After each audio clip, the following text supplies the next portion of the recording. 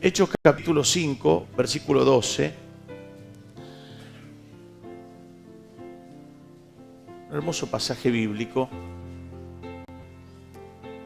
sobre las señales y maravillas que ocurrían con la iglesia primitiva. Yo creo que este tipo de cosas nos van a empezar a ocurrir. Creo que la tierra será llena de la gloria de Dios como las aguas cubren la mar, ¿no? Y yo creo que estamos en un tiempo donde, como decía uno de los pastores, esperando un avivamiento, el último, pero creemos que la iglesia tendrá que ser sacudida para que esto pase. Y Dios tiene que romper algunos prejuicios con nosotros para utilizarnos, para elevarnos a este nivel de unción. Dice así la palabra de Dios, Hechos capítulo 5, versículo 12. Y por la mano de los apóstoles se hacían muchas señales y prodigios en el pueblo. Estaban todos unánimes en el pórtico de Salomón. De los demás, ninguno se atrevía a juntarse con ellos, mas el pueblo los alababa, ¿cómo? Grandemente. Y los que creían en el Señor aumentaban más, gran número así de hombres como de mujeres, tanto que sacaban los enfermos a las calles y los ponían en camas y lechos para que al pasar Pedro, a lo menos, su sombra cayese sobre alguno de ellos. Levante sus manos, yo creo en el poder de la declaración. Diga así conmigo: Señor Jesús, gracias por tu palabra es verdad. Amamos tu palabra profundamente. Bendice nuestra vida, Dios. Háblanos a nuestros corazones. Bendice a la iglesia, a la ISO. Muchas iglesias más salgan de esta. Lo creemos en el nombre de Jesús. Bendice al pastor Alberto con sabiduría, ciencia, revelación, profecía, gracia para ministrar tu palabra. Bien alta sus manos, diga: vacíame de mí y lléname de ti en el nombre de Jesús. Y todos decimos amén y amén. Gloria a Dios. Aleluya. Qué hermosa palabra bíblica que a veces la vemos tan lejanas de nuestra realidad, ¿no? Oramos por los enfermos, oramos por las personas, oramos por parientes. Quiero decirles que en estos tiempos que vivimos hay muchas personas que están siendo tocadas por la iglesia, porque como decimos, muchas veces hay gente que pasa por la iglesia, pero la iglesia no pasó por ellos, ¿no? Y cuando la iglesia pasa por una persona, la transforma. Cuando el poder de Dios pasa en la vida de una persona, lo toca de tal manera, si esa persona abre su corazón, que comienza un nuevo nivel en su vida espiritual y en su vida física. Nuestra mente cambia, somos transformados por el poder de Dios. ¿Y qué hizo Jesús con sus discípulos? Los tocó, los bendijo, estuvo con ellos, los capacitó, los impulsó. Y ahí está Pedro, un hombre impresionante que lo vemos que pasa su sombra y la sombra cae sobre los enfermos y son sanados. ¿Cuántos quisieran que algo así les pase? ¿Está usted pensando, si va usted al hospital, a algún lugar, su sombra de repente cae sobre algún enfermo y se levantan? Yo creo que la agenda suya estaría llena. Yo creo que no había espacio en nuestra agenda. Todo el mundo quisiera tener a la hermana fulana, no importa si predica bien o mal, solamente que venga y nos traiga la sombra. Lo cierto es que todos quisieran invitar a esa persona, mujer, hombre, quien sea, porque Dios está utilizándolo poderosamente. Pero si pasó con Pedro, ¿por qué no puede pasar con nosotros? Si pasó con los discípulos, con este hombre que también cometió errores, ¿por qué no puede pasar con nosotros? Yo creo que estamos en este tiempo donde la bendición de Dios está cayendo sobre algunas personas. Dios está tocando almas, está bendiciendo gente, está tocando políticos.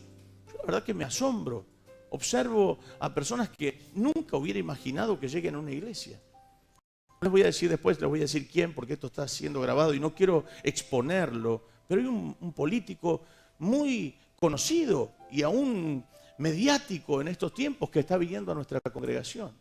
No es que viene para saludar, esto es lo extraordinario, ¿vio? Porque a veces los políticos llegan en el momento de la campaña y saludan y aprovechan la multitud. Este hombre viene y se sienta, yo ni lo nombro, escucha la palabra de Dios y se va.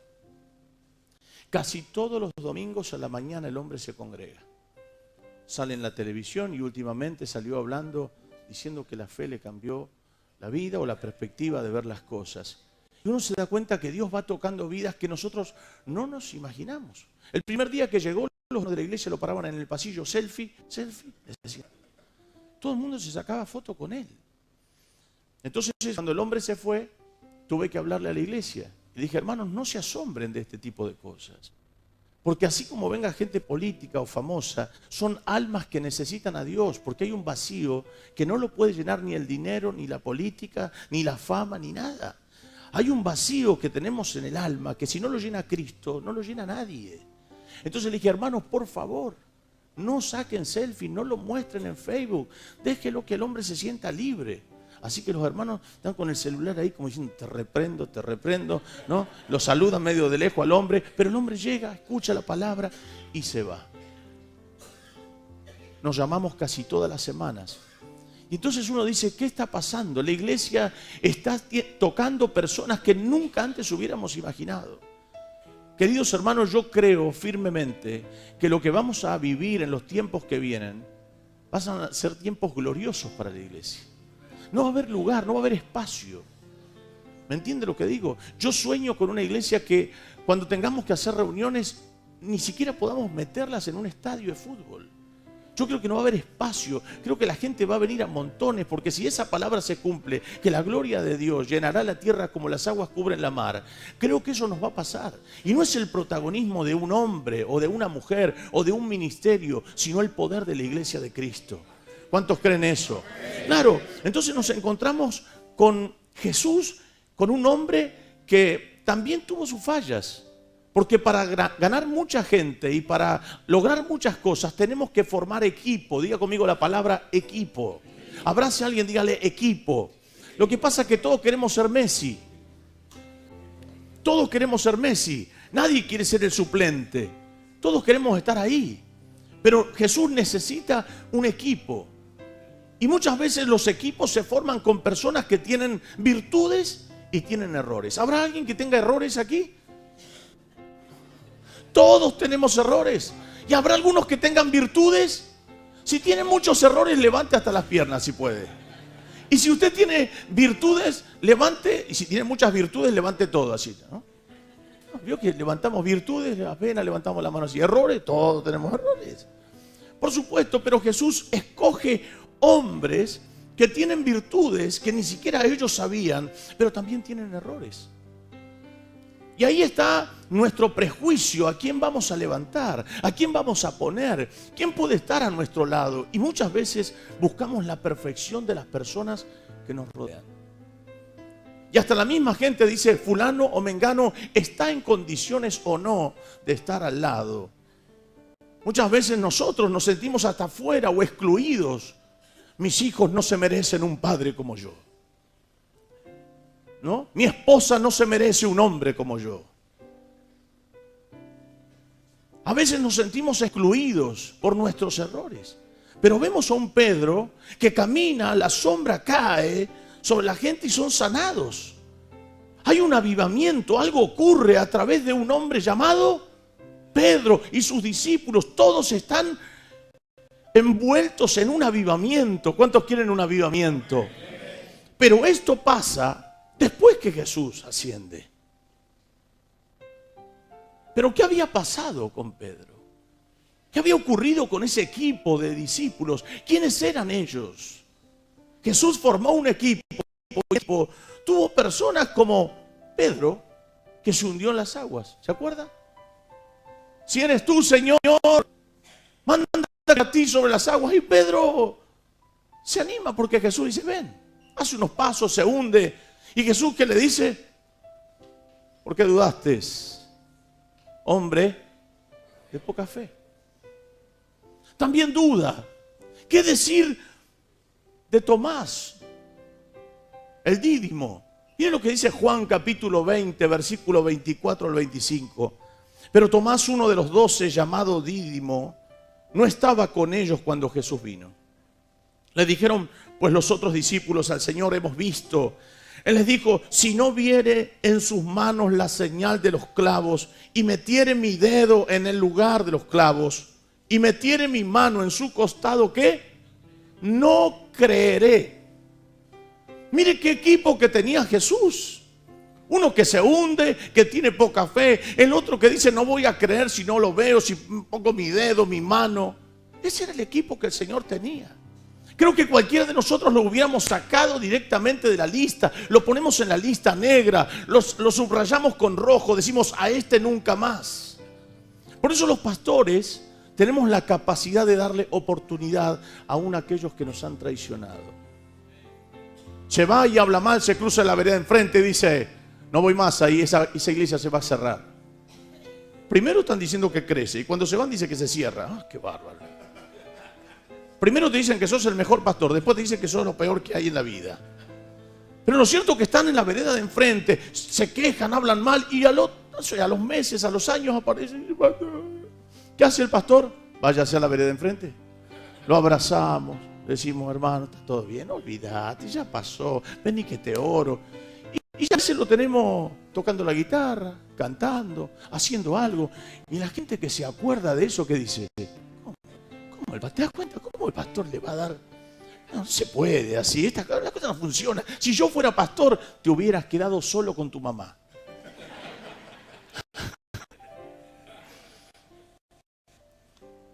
Porque así funcionamos, así somos los seres humanos.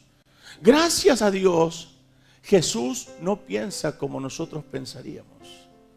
Jesús siempre nos está dando oportunidad. Jesús siempre nos extiende la misericordia. Jesús siempre nos extiende la mano. Jesús nos tira la soga para ayudarnos siempre. A pesar, como alguien dijo ahí, de nosotros. A pesar de nosotros. Pero aún en nuestras falencias, Dios se manifiesta. ¿Qué decir de Judas, que lo vende y se ahorca? Mateo capítulo 27, versículo 3 al 5. Entonces Judas, el que lo había entregado, viendo que era condenado, devolvió arrepentido las 30 piezas de plata a los principales sacerdotes y a los ancianos, diciendo, yo he pecado entregando sangre inocente. Mas ellos dijeron, ¿qué nos importa a nosotros? Allá tú. Y arrojando las piezas de plata en el templo salió, fue y se ahorcó. ¿Cuántos creen que si Judas hubiera ido a pedir perdón al Señor, el Señor lo hubiera perdonado? Estamos todos de acuerdo. Seguramente. Sin embargo, el hombre toma otro camino, pero también era parte del equipo. En San Mateo capítulo 8 nos habla de que Jesús escoge a sus discípulos y entre los que echan fuera demonios y sanan enfermos, en la lista está Judas Iscariote. ¿Se anima?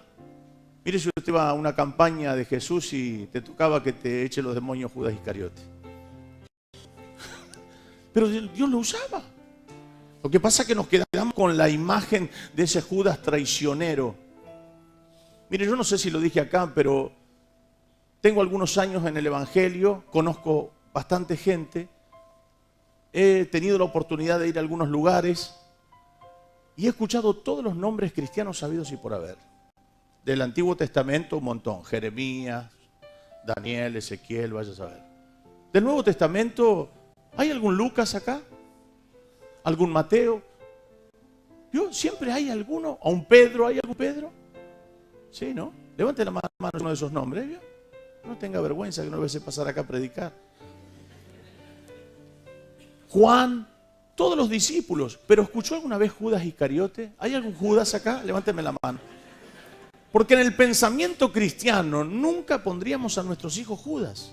Porque lo relacionamos con la traición. El que traicionó a Jesucristo. ¿Cómo se va a llamar el nene Judas?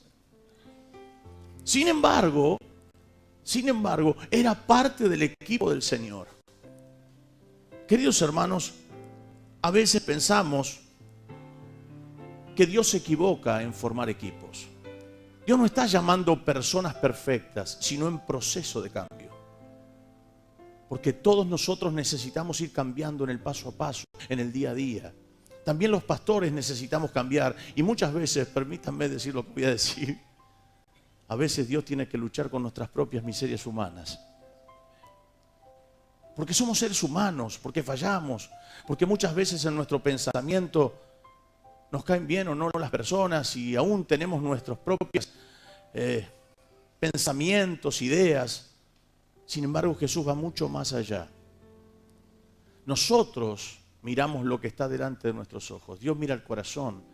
Pero el problema es que nosotros miramos lo que está delante de nuestros ojos. Es inevitable. Uno entra acá y dice, qué lindo lugar. Lo ve al pastor, ¿no? Que canta, es impresionante. Yo me puse al lado de él, yo quería levantar las manos. Entonces yo bajaba la mano, ¿no?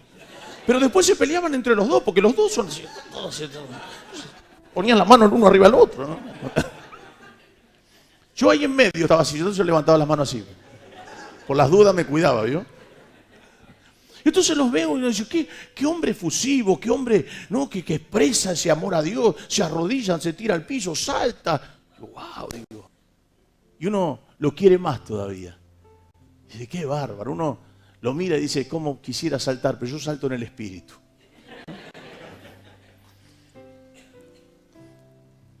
Santiago y Juan piden sentarse a la derecha y a la izquierda. En Marcos capítulo 10, versículo 35 al 38, entonces Jacobo y Juan, hijos de Zebedeo, se le acercaron diciendo, Maestro, querríamos que nos hagas lo que pidiéremos. Él les dijo, ¿qué queréis que os haga? Ellos dijeron, concédenos que en tu gloria nos sentemos el uno a tu derecha y el otro a tu izquierda. Jesús le dijo, no sabéis lo que pedís. Podéis beber el vaso que yo bebo o ser bautizados con el bautismo que yo soy bautizado. Oiga, ellos querían un lugar, un posicionamiento. En otro de los pasajes bíblicos dice que la madre le fue a pedir a Jesús. Mire usted qué cosa, si la madre fue a pedirle a Jesús por sus hijos, era una vieja metida, era una mujer metida. ¿Qué tiene que meterse ahí? A ver, mi hijo a la derecha y el otro. Querían un posicionamiento. Y eso es a veces lo que también lucha Dios con nosotros. Pero es parte del equipo. Y entonces uno ya estaría, acá hay muchos profesores, ya los estuviéramos aplazando a todos. Y por conducta les pusiéramos una conducta como, ya usted le puso, ni siquiera regular. Están aplazados hasta en la conducta. Pero era un equipo, parte de ese equipo. Y nos encontramos con este Pedro que vuelvo, caminando, su sombra cae y la gente se sana. Me encuentro con este Pedro, que ahí vamos fuerte, al medio. Quiero que me acompañe por favor a Mateo capítulo 26, ahí lo ponen, versículo 69. Pedro estaba sentado fuera en el patio y se le acercó una criada diciendo, tú también estabas con Jesús el Galileo. Mas él negó delante de todos diciendo, no sé lo que dices. Versículo 71, saliendo él a la puerta, le vio otra y dijo a los que estaban allí, también este estaba con Jesús el Nazareno. Pero él negó otra vez con juramento, no conozco al hombre. Un poco después, acercándose los que por allí estaban, dijeron, Pedro, verdaderamente también tú eres de ellos, porque aún tu manera de hablar te descubre. Entonces él comenzó a ¿qué? A maldecir y a jurar, no conozco al hombre. Y enseguida cantó el gallo. Entonces Pedro se acordó de las palabras de Jesús que le había dicho, antes que cante el gallo me negarás 3 veces. Y saliendo fuera lloró, ¿cómo? Amargamente. Pastor, ¿cómo puede ser? Este hombre se hundió. Jesús le dijo, hombre de poca fe. Luego el caradura lo niega 3 veces. Usted lo niega. Y el Señor lo utiliza con su sombra. Vuelvo a decir, nosotros lo hubiéramos descalificado totalmente. Es más, yo creo que si Dios me miraría por mis errores, yo estaría descalificado para estar aquí. Todos nosotros estaríamos descalificados. Pero Dios ha sido tan bueno que no nos ha mirado por nuestros errores, sino por el amor. Yo creo que Dios ha mirado a esta iglesia por su gran amor. Y cada uno de nosotros, incluyéndome a mí, por su gran amor. Por eso estamos aquí. Agradecidos a Dios por su gran bondad y por sus muchas misericordias. Agradecidos porque nos ha tenido en cuenta a pesar de nuestros errores. ¡Aleluya!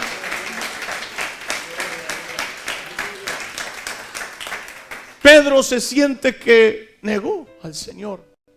Y cuando se muerda porque el gallo cantó, se va a llorar amargamente. Y allí Jesús lo observa, lo mira. Él se da cuenta de lo que había pasado, se recuerda de las palabras del Señor y se pone a llorar. ¿Lloró alguna vez amargamente?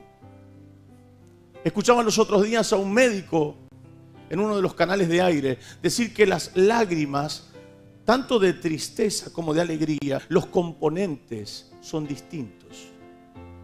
Dice que las lágrimas de tristeza, de agobio, tienen componentes químicos totalmente distintos a las lágrimas de gozo y de alegría. Dice que Pedro lloró amargamente, esas lágrimas caían, se recordaba, se culpaba por su error. Y ahí es donde muchas veces el enemigo nos condiciona. Ahí es donde muchos hermanos se sienten que no pueden servir a Dios. Y una iglesia crece a través de los hermanos. Pero cuando el enemigo logra hacerte sentir indigno por tus errores, el crecimiento puede ser frenado en una cápsula del no puede servir a Dios en esta condición. Y no estoy hablando de la libertad para pecar y hacer lo que querramos. Estoy hablando de errores que todos podemos tener. Una iglesia crece y se desarrolla a pesar de nosotros, a pesar de nuestros errores. Dios nos mira por su gran amor. Y en este caso, ver con usted la culpabilidad de Pedro, cómo él se siente, cómo él se condiciona, cómo él se descalifica. Después de esa negación, Pedro, ¿cómo llora? Amargamente. Pero en el momento de la resurrección, Jesús le envía un mensaje, y preste atención a esta parte porque sé que le va a gustar mucho. Le manda un mensaje a sus discípulos y también a Pedro. San Marcos capítulo 16, versículos 5 al 7. Y cuando entraron en el sepulcro, vieron a un joven sentado al lado derecho, cubierto de una larga ropa blanca, y se espantaron. Mas él les dijo: no os asustéis, buscáis a Jesús Nazareno, el que fue crucificado, ha resucitado, no está aquí. Mirad el lugar en donde le pusieron. Pero id, ¿qué le dice? Y decid a sus discípulos. ¿Y a quién? Pero id, decid a sus discípulos y a Pedro que él va delante de vosotros a Galilea. Allí le veréis, como os dijo. ¿Por qué dice y a sus discípulos y a Pedro? ¿Sabe lo que pasa aquí? Era un discípulo también, pero él se sentía descalificado por su error. Entonces Dios, como conoce nuestros corazones, le dice: ve y dile a los discípulos. Y como Pedro no se sentía parte de ese equipo, pone y a Pedro. Este Pedro que lloraba amargamente porque había fallado a Cristo. ¿Por qué no cantas? ¿Por qué no me siento bien, pastor? ¿Por qué no sirves? ¿Por qué no creo que en mi condición Dios pueda utilizarme? ¿Trabajas para la obra? ¿Por qué no me siento capaz? ¿Por qué no apoyas a los pastores y trabajas en la iglesia para que la iglesia se reproduzca, crezca, se desarrolle? Porque siento que le fallo a Dios. Y el diablo agudiza esa sensación. ¿Cuántas veces escuchamos a personas que su propia familia los condiciona? Y vos vas a la iglesia. ¿Escuchaste alguna vez eso? Y vos vas a la iglesia y haces esto. Y vos decís que sos creyente y haces tal otro. Y aún a los pastores. Y vos decís que sos pastor y tenés este pensamiento o tenés estas reacciones. Qué bueno saber que tenemos a Dios. Qué bueno que Jesús nos ha habilitado en su amor para servirlo. No somos perfectos, pero estamos en el proceso de cambio. Y en ese proceso de cambio, a su cuerpo, a la iglesia de Cristo. ¿Cuántos dicen amén? Traerá crecimiento, traerá multiplicación.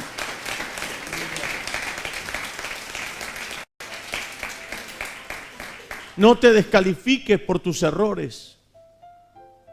No te descalifiques.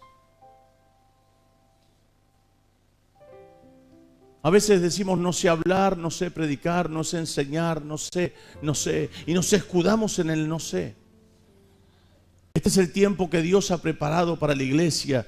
La iglesia tiene que sentirse parte a pesar de todo. Una iglesia que crece es una iglesia en desarrollo, como dije, de transformación, de cambio. Es una iglesia que avanza a pesar de. Y esto es lo lindo, que estamos llenos de gente falible. Te encontrás con personas que tienen virtudes como ustedes y que tienen muchos defectos. Yo creo que ustedes le pusieron acá, la hizo Iglesia de la Segunda Oportunidad, y encaja perfectamente con este pasaje. Porque aquí en esta mañana hay personas que no sabían que tenían una segunda oportunidad. Y tenemos oportunidad. Y Dios abre una iglesia como esto. Yo nunca escuché hizo. Sí escuché Nazareno, Jesús el Rey, Rey de Reyes, más bendiciones, pero la hizo. Jesús el Pastor. Yo quiero confesar, hoy voy a hacer una catarsis. Viene la hizo a predicar, yo dije, ¿qué es la hizo? La hizo la iglesia de la segunda oportunidad. Creo firmemente que si Pedro estaría vivo hasta hoy se congregaría acá.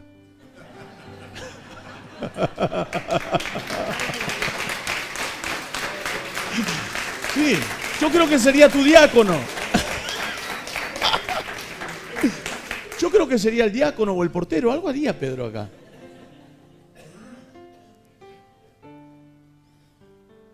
No te descalifiques por los errores, porque todos tenemos errores. Me incluyo, todos cometemos errores. Por eso amo tanto a Dios y amamos tanto a Dios, ¿no? Que a pesar nos sigue utilizando. ¿Cuántas veces te ha pasado que por ahí ese día no oraste? Y ese día entras a la iglesia bien arregladito y hay un manifestado, pero endemoniado, marca Acme.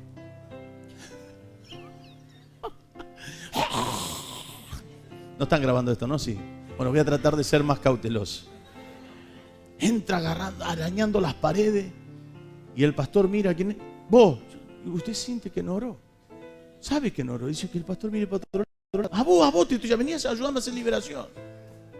La sangre, por dentro, la sangre de Cristo me cubre, la sangre de Cristo. Y de repente el pastor ya está con la corbata afuera. Dice, ministre usted. Y usted ministra y el endemoniado queda libre. Y usted se agranda. Y eso que no oré, dice.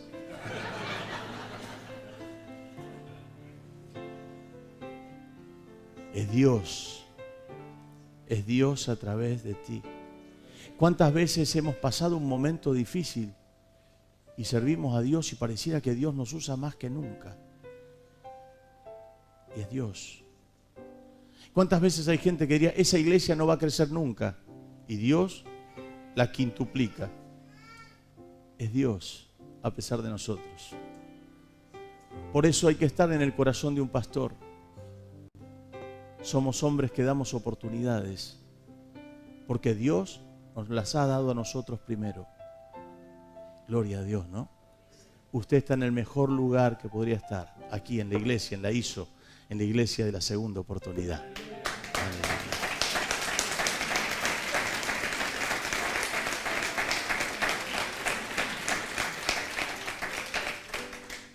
Nosotros los de 50 para arriba somos de aquellos tiempos, no había telefonía celular. Nosotros veíamos la telefonía celular a través de los programas de Maxwell Smack. ¿Se acuerdan?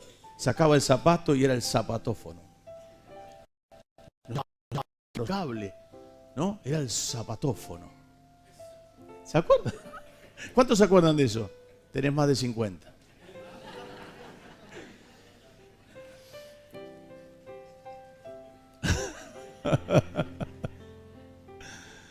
Nosotros venimos del tiempo donde escribíamos, es que las cartas eran nuestra manera de expresar una necesidad o a la persona amada decirle cuánto la amabas o lo que significaba para vos.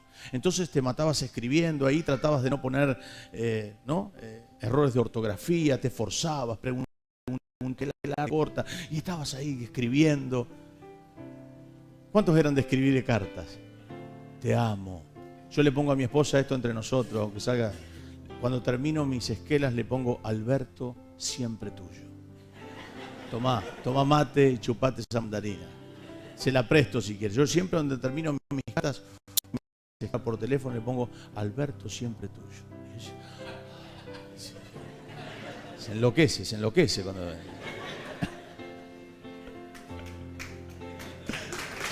A mí me gusta venir acá.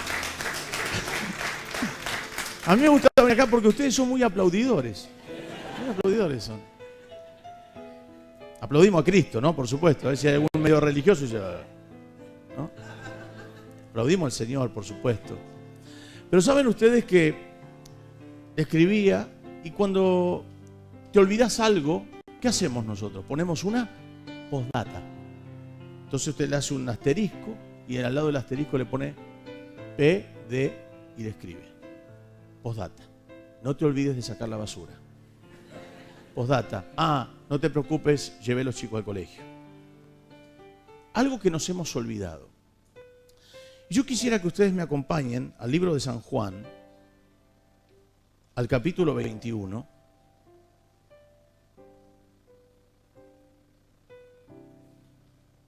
Versículo 1 en adelante. Pero el capítulo 20 es la finalización del libro. El versículo 30 del capítulo 20 dice: hizo además Jesús muchas otras señales en presencia de sus discípulos, las cuales no están escritas en este libro, pero estas se han escrito para que creáis que Jesús es el Cristo, el Hijo de Dios, y para que creyendo tengáis vida en su nombre. Esa es la finalización del pasaje. Entonces usted se encuentra con el pasaje cerrando la carta, y el capítulo 21 pareciera una postdata. Algo como que el apóstol se olvida, pero que también es importante para recordar, para tener presente. Y ahí entonces nos encontramos con el Señor y sus discípulos. Fíjense en ustedes, por favor.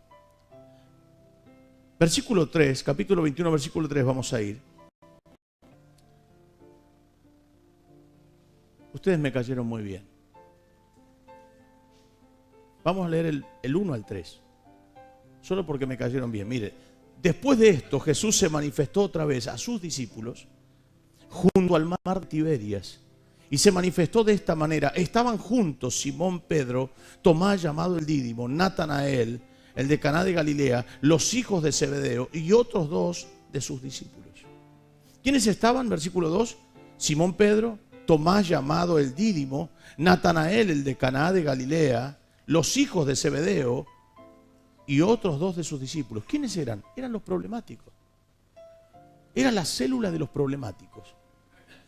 Yo lo que no quiere nadie. Eso que uno descalifica. Estaban ellos, eran todos, mire. Simón, el que lo negó. Tomás, el que dudó y que quería poner el dedo en la mano, la mano en el costado. Natanael, el de Caná de Galilea, los hijos de Zebedeo, los dos que se peleaban por la derecha y la izquierda. Y otros dos de sus discípulos. Están problemáticos. ¿Qué hacemos nosotros con la gente que nos trae problemas? Déjalo. Ya conoce la palabra. Que se vaya al infierno si no le gusta. Ya sabe la escritura. Yo no ando atrás de la gente que ya tiene años en esto. Oiga, 3 años estuvieron en el mejor seminario. 3 años con el maestro de los maestros. 3 años viendo milagros. 3 años caminando al lado de él. 3 años viéndolo como él aún partía el pan, comían en el mismo lugar, caminaban de aldea en aldea, eran parte de su equipo. Eran los que dudaron, los que lo negaron, los que se hundieron, los que querían posicionamiento. Eran los problemáticos. Jesús no es como nosotros. Se a ellos, a los problemáticos, a los que fallaron. Va en busca de los hombres que habían cometido error. Por eso amo a Dios, porque cada día me busca, porque cada día nos busca y nos encuentra a pesar de nuestros errores. Que no me mira por lo que yo me descalifico, me mira por su gran amor. Bendito sea el nombre de Jesucristo, que nos ha escogido por su gran e inmenso amor. Aleluya. Bendito sea el nombre de Jesús. Bendito sea el nombre de Jesús. Que a pesar de nuestras falencias y errores y pensamientos lejos de Él, sigue confiando en nosotros.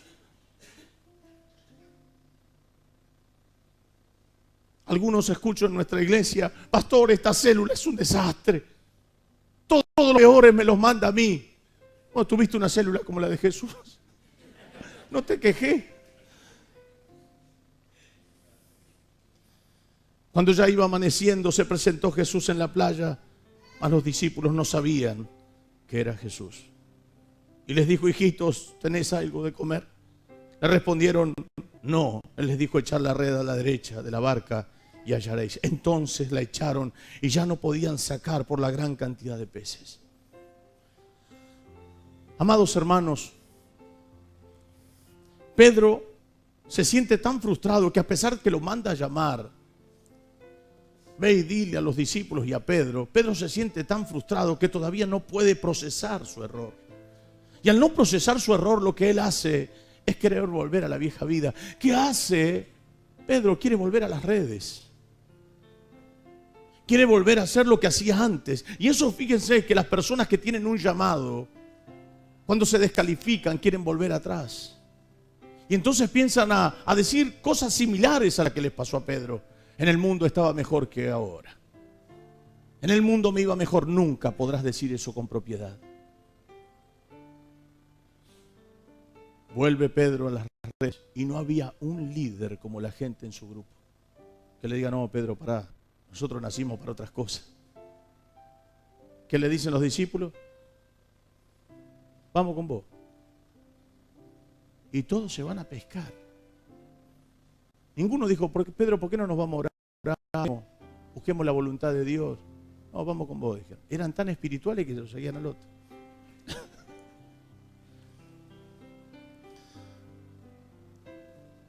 Entonces aquel discípulo a quien Jesús amaba dijo a Pedro: es el Señor. Simón Pedro, cuando oyó que era el Señor, se ciñó la ropa porque se había despojado de ella y se echó al mar. Esta es la postdata. Y los otros discípulos vinieron con la barca arrastrando la red de peces, pues no distaban de tierra, sino como 200 codos. Al descender a tierra vieron brasas puestas y un pez encima de ellas y pan. ¿Alguna vez te despertaron con un desayuno? A ver, levánteme la mano.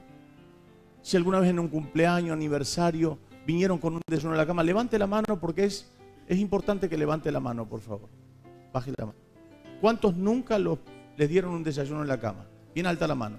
Padre, concédeles la petición. Oh, qué lindo que es. No te lavas la cara, estás lleno de lagaña. ¿No? No te lavaste los dientes. Y ahí vienen y te traen factura. ¿Qué más? Frutas, yogur, media luna. Ya me di cuenta. Media luna, café, té. Vaya a saber lo que usted toma, el mate, el termo. Y aparecen ahí y te lo ponen en la cama. Es una expresión de ¿qué? De atención y de amor. Te están expresando que te aman, que sos importante. Eso significa el desayuno en la cama. ¿Cuántos nunca le llevaron el desayuno en la cama? Padre, no los hagas sufrir más, Padre, que en estos días se cumpla. ¿Qué es lo que hace Jesús con su célula de problemáticos? Los espera con brasas a la mañana. Un pez. Los espera con un desayuno. Qué hermoso. Los espera con comida. ¿Y a quién va? Al discípulo que se sentía fuera.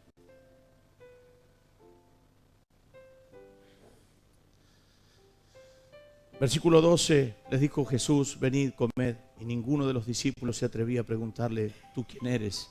Sabiendo que era el Señor.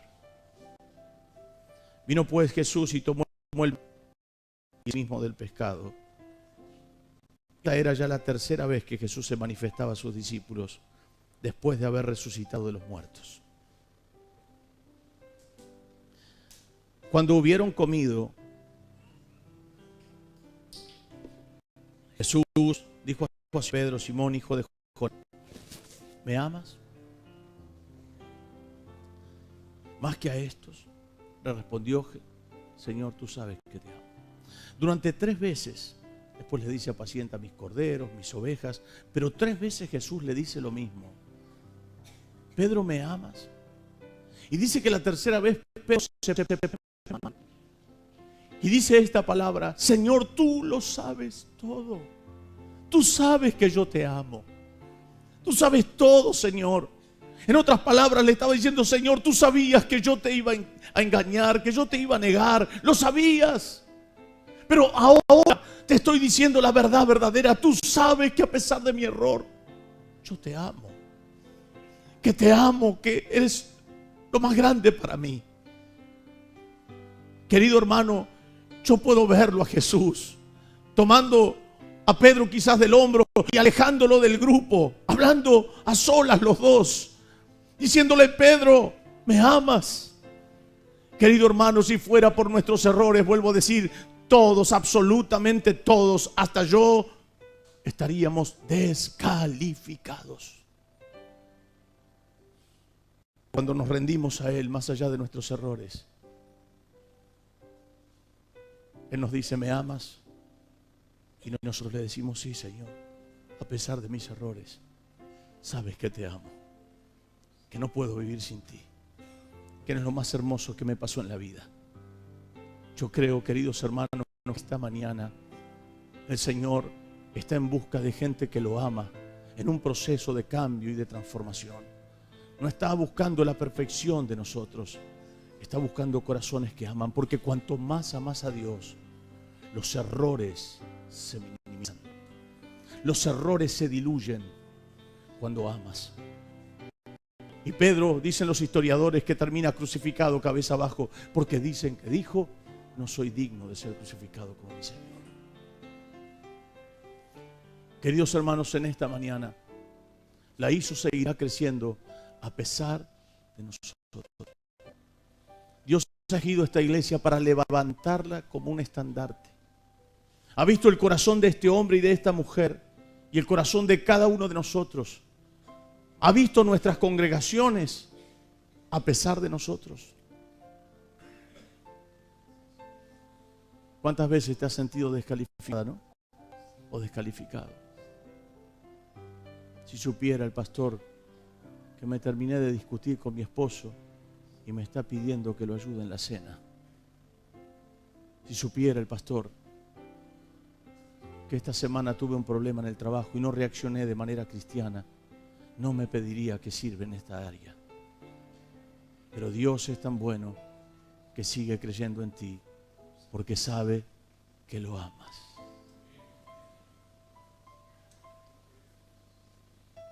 Nos preparamos para grandes cosas. La pesca fue milagrosa, pero había algo que Pedro debía decir, sincerarse. Señor, a pesar de que te fallé, mi amor es más grande. ¿Cuántos hoy dicen, Señor, a pesar que erro, yo quiero que sepas que te amo?